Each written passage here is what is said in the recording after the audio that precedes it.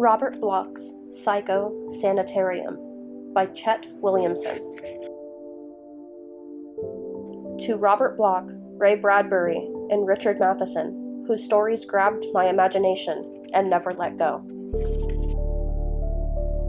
We're all not quite as sane as we pretend to be. Robert Bloch, Psycho, 1959. Geronimo is mad again. Subtitle of Thomas Kyd's The Spanish Tragedy, 1587. Prologue.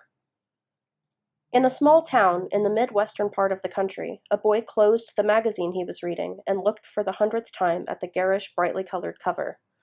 On it was the face of a man in a half-mask.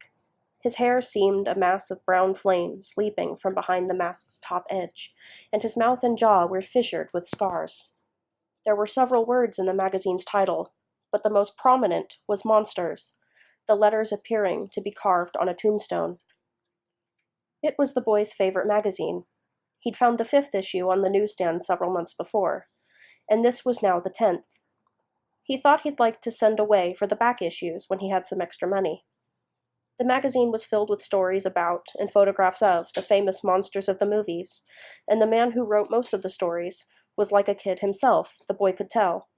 He just loved those movies the way the boy did, at least the few he'd seen. "Dad," he said to the man, sitting in the easy chair and reading a copy of the Saturday Evening Post with John Kennedy on the cover.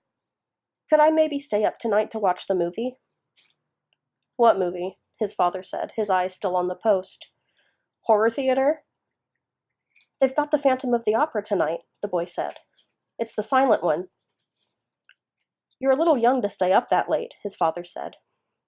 "I'm 12. 11. In a few months, I was gonna say." His father put the Post in his lap.